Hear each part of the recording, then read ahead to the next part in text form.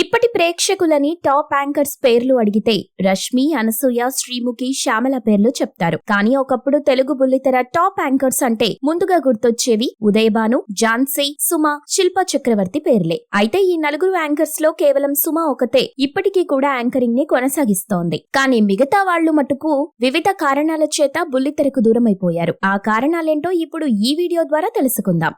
Anchor Udayabhanu. కరీంనగర్లో పుట్టి పెరిగిన ఉదయభాను యొక్క తండ్రి పేరు పటేల్. ఆయన డాక్టర్ మరియు కవి కూడా.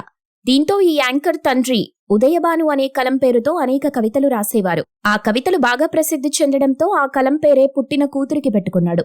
ఇక ఈ యాంకర్ తల్లి కూడా ఓ ఆయుర్వేద డాక్టర్ అని సమాచారం.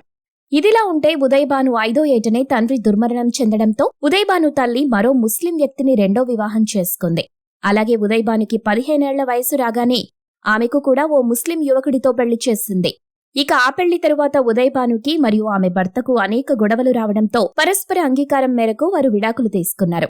దీంతో ఉదయభాను తనను బాలనటిగా ప్రోత్సహించిన చిత్రరంగానికే మళ్లీ వచ్చి నటిగా మారేందుకు ప్రయత్నాలు మొదలెట్టింది. అలా ఆమె నటిగా చిన్న చిన్న చిత్రాలలో హీరోయిన్ గా కూడా చేసింది.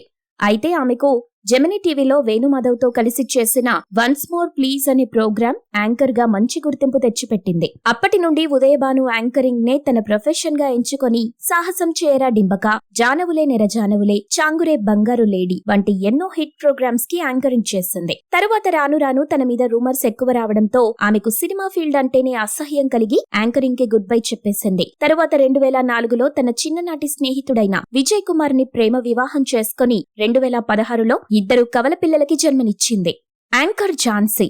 విజయవాడలో పుట్టి పెరిగిన ఝాన్సీ నిజానికి volleyball, javelin throw, disc throw వంటి క్రీడల్లో నేషనల్ లెవెల్ ప్లేయర్ గా గుర్తింపు తెచ్చుకున్నప్పటికీ సినిమా రంగం మీద ఇష్టంతో ఆహ్వానం అనే సినిమాలో తొలిసారిగా నటించింది. తరువాత ఈమెకు జెమినీ టీవీలో ప్రసారమయ్యే talk of the town programme మంచి గుర్తింపు తెచ్చిపెట్టింది. దీంతో ఝాన్సీ కూడా యాంకరింగ్ ని మెయిన్ ప్రొఫెషన్ గా మార్చుకొని సండే సందడి, బ్రెయిన్ ఆఫ్ ఆంధ్ర అనే హిట్ ప్రోగ్రామ్స్ కి యాంకరింగ్ చేసింది. కొన్నాళ్లకు నటుడు జోగినాయుడుని ప్రేమ వివాహం చేసుకుని 2014లో విడాకులిచ్చేసింది. వీరిని తిరిగి కలపడానికి బ్రహ్మానందం మరియు చిరంజీవి సైతం ప్రయత్నించిన ఝాన్సీ అందుకు నిరాకరించింది. వీరికి ధన్య అనే అమ్మాయి కూడా పుట్టింది. ప్రస్తుతం ధన్య ఝాన్సీ వద్దే పెరుగుతుంది. ఝాన్సీ కూడా బుల్లితెర యాంకరింగ్ కి గుడ్ బై చెప్పేసింది. కేవలం పేరు, డబ్బు కోసం కాకుండా ఏదైనా సమాజానికి ఉపయోగపడే ప్రోగ్రాం అయితేనే వాటికి యాంకరింగ్ చేస్తానని ఒట్టేసుకుని ఇప్పటిదాకా ఝాన్సీ మైక్ కూడా పట్టుకోలేదు.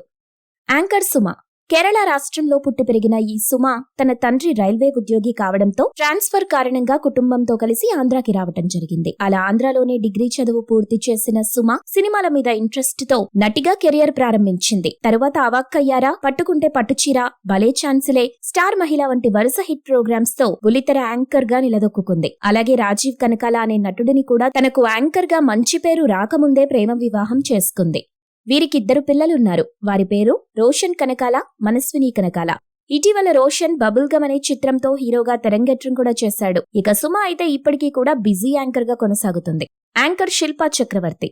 కోల్కతా నగరంలోని బెంగాలీ బ్రాహ్మణ్ కుటుంబంలో పుట్టి పెరిగిన శిల్పా చక్రవర్తి యొక్క తండ్రి రైల్వే ఉద్యోగి కావడంతో ట్రాన్స్ఫర్ కారణంగా కుటుంబంతో కలిసి ఆంధ్రాకి రావటం జరిగింది. అలా శిల్పా చక్రవర్తి కూడా అచ్చం సుమలాగే ఇక్కడి ఆంధ్రాలో చదువుకొని ఆ తరువాత డైరెక్ట్ గా యాంకర్ గా తన కెరియర్ ప్రారంభించింది. అలాగే ఇప్పటికీ కూడా ఆమె యాంకర్ గా మారడానికి ఇన్స్పిరేషన్ ఉదయభాను, ఝాన్సీ, సుమాలు అని చెప్తూ ఉంటుంది. అంతేకాదు ఉదయభానుని చూసి ఒక యాంకర్ అందాన్ని ఎలా మెయింటైన్ చేయాలో నేర్చుకోవచ్చు. ఝాన్సీని చూసి తెలుగు భాష ఎంత అందంగా మాట్లాడొచ్చో నేర్చుకోవచ్చు. సుమాని చూసి స్పాంటేనియస్ గా పంచ్ డైలాగులు ఎలా వెయ్యాలో నేర్చుకోవచ్చు అని అందరితో చెప్తూ ఉంటుంది. ఇక శిల్పా చక్రవర్తికి డాన్స్ బేబీ డాన్స్, భలే జోడీ వంటి ప్రోగ్రామ్స్ తో యాంకర్ గా గుర్తింపు లభించింది. ఆ తరువాత కళ్యాణ్ జాదా అనే వ్యాపారవేత్తను ఇంట్లో వాళ్లకు చెప్పకుండా ప్రేమ వివాహం చేసేసుకుంది. వీరికి ఓ బాబు, పాప ఉన్నారు. ఇక శిల్ప పెళ్లి తరువాత కావాలనే యాంకరింగ్ చేయటం మానేసింది. ఎందుకంటే తన భర్త 2 చేతులతో సంపాదించడంతో పిల్లల్ని పెంచే బాధ్యత శిల్ప తీసుకుంది. ఒకవేళ తన భర్త వ్యాపారాల్లో నష్టపోతే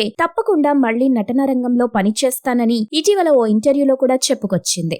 మీరు ఇలాంటి ఇంట్రెస్టింగ్ న్యూస్ అప్డేట్స్ మరిన్ని తెలుసుకోవడానికి ఇప్పుడే మా ఛానల్ ని లైక్ చేయండి, ఫాలో చేయండి, సబ్స్క్రైబ్ చేయండి.